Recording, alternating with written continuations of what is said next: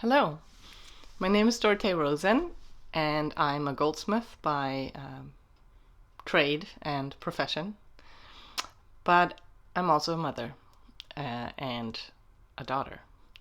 So today is Mother's Day, and I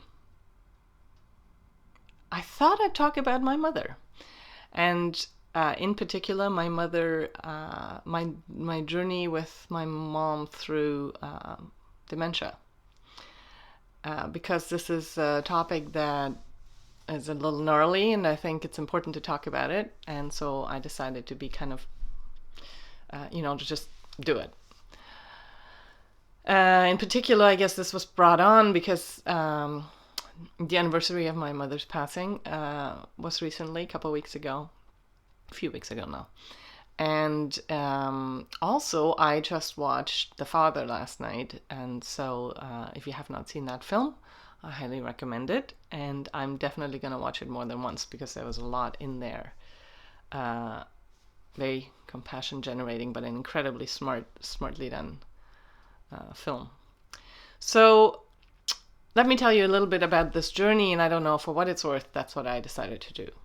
So my mom was a home economics teacher, teaching children all her life. And in the year 2000, she retired. She was 63 years old and retired. And, it's never easy to know exactly when dementia starts, but within a few years, we definitely started noticing forgetfulness. And in particular, she often started forgetting taking her high blood pressure meds, which ended her up in, medical problems. So eventually her doctor kind of clued in and ran some tests, and she had a diagnosis by 2003-ish, I think. So just to lay this straight, she is at that time in the small Bavarian mountain town where I grew up in Germany. And I'm over here in Canada already. Oh, hey, speaking of which, I'm today wearing a piece that's a family heirloom. It's one of my grandmother's favorites. We have porcelain painters in the family, so the artsy thing runs all through. I think this is a really sweet piece. I love it. But I digress. So, so she was diagnosed, and then around 2004, unfortunately, what started happening was this anxiety, just so much anxiety. It was really, it started, and that became worse and worse over the following 4 years. She often would just say, "Oh, I'm afraid, I'm so afraid." And dementia has very different expressions for different people and at different stages. And by the way, I am no expert. I am only relating my own personal experience here. So please, everybody has their own, of course.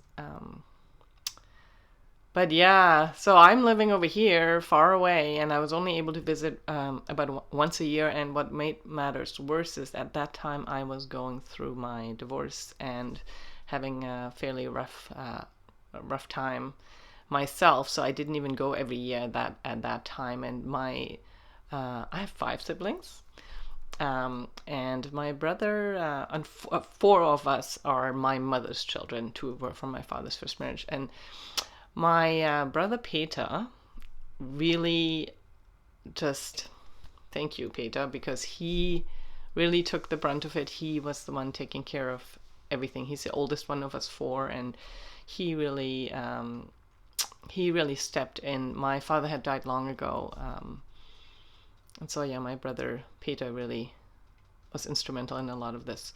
So once we started getting this diagnosis, my brother quickly organized help, and there were people coming in between 2 and 4 times a day to check on her, give her the meds, make sure she ate, and all those types of things.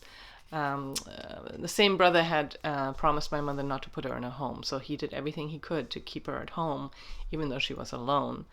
And in addition to the kind of just getting stuff done help, there was also somebody coming once a day just for social visit as well. So she really was fairly well taken care of at home there, and she was still fairly she was doing a lot of stuff, some of them not entirely congruent with reality, and then accidents started happening, such as, leaving something on the stove for a really long time, or she would ask whose dog that was, and it was her dog. The dog was not having a good go of it either. And she would go for walks, which is fine, except it would be in the middle of the night, and she would be in her PJs, and the neighbors would, bring her home.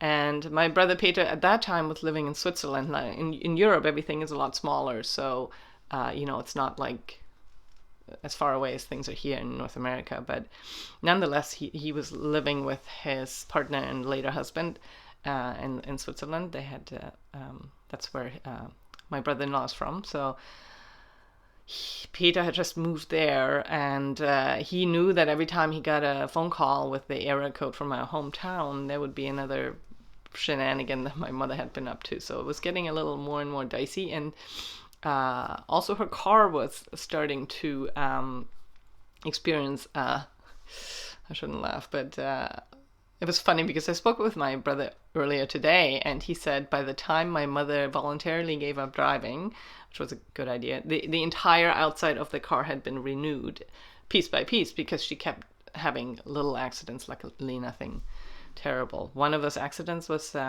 with me in the car when I was visiting her, and we had just gone for an errand. It must have been my kids were with my brother or something.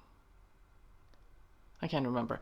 But anyways, she was driving and I was in the passenger seat, and we were at a stop sign, and she looked left and right. And in Germany, you have these like main roads and then the side roads. And so they definitely had the right of way. And we both saw this car coming, and she just went anyways. And it was like right T-boned her or us. And that's when I started thinking, wow. I mean, that was early on. I don't know if she's had the diagnosis yet.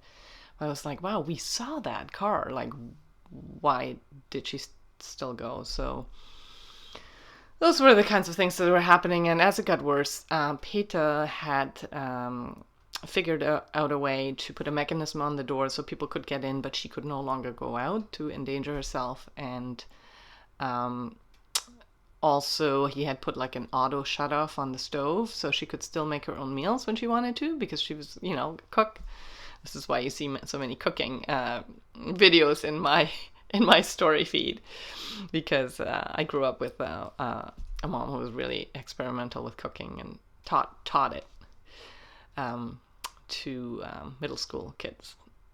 But in any case, so yeah, these measures were put in place to make her as safe as possible, but she kept doing things that were less and less okay in a way. But Peter was committed to keep her at home and just get more and more care. But then actually I have to look at my cheat sheet. And it was in January. Oh no, first she came to visit us. In 2005, Oma came to visit us here in Halifax, my daughters and myself. And maybe I have a feeling we were still living with my husband, but not on very good terms. But in any case, be that as it may, she came to visit, and it was very clear that things were not okay. And she had already started with that anxiety, being just afraid a lot all the time, and would, open closet doors and try to walk in there and stuff like that. So I got to experience it a little bit personally, but really I feel a little bit of guilt about not having been there more. Sometimes I feel like I should have just picked up and moved there for a year or something to take care of her. But I didn't. I had to rebuild I had lost my studio at that time. I was moving out of the house. I had to settle my divorce, and it wasn't the time. So we'll put that over there. But yeah, that visit. And then my brother also took her on a vacation with his fiance, I guess, to Italy. They went to Italy and they had a pretty fun time, and that was her last vacation. But then things kept deteriorating, and in January 2008, she had a seizure. I was trying to find the English words for this as my brother was describing it. He said it was a dementia-induced Parkinson's attack. So she didn't have Parkinson's disease, but apparently dementia can do this. I couldn't find anything about it online, so if any of you know, please let me know what that is. But long story short, I mean, one of my kids had epilepsy, so I know what a seizure is.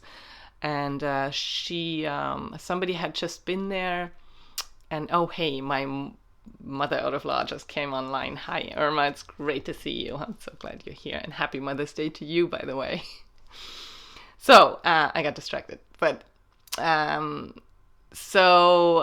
had the seizure. My mom had the seizure, and it was like a caregiver had been in at 1:00 to help her with lunch, and came back at 3:00 because there's Kaffee und Kuchen, 3:00. Came back, and by the time she was chipper and fine at 1:00, and by 3:00 she had the seizure, and from then on, no longer spoke and couldn't move by herself. So this was game changer, totally. And that was the impetus for my brother to make the decision, of course, with the rest of us, that it was time for her to go into a home. And that was a really good decision. Yeah, definitely the right one, because she was amongst other people, and much more going on. But she was, things were getting worse and worse. I went every year and visited her there, and when I would go, I would just hang with her for like 8 or 10 hours a day, because I was only there for 10 days or 2 weeks, and I would just spend hours and hours and hours with her. My siblings felt that it was difficult to spend time with her, but my view is that my experience was that as long as I didn't put my version of reality upon her or needed anything from her, like emotionally or otherwise, it was fine to just be there and touch her a lot. And I wrote about this on my blog. I'll post the link later. I could try to do it now, but that might be distracting. But if you put Alzheimer's on my website in the search button, you will find this article or several articles that I wrote about this. And my experience of visiting her, she, things just went downhill. It's not a fun thing.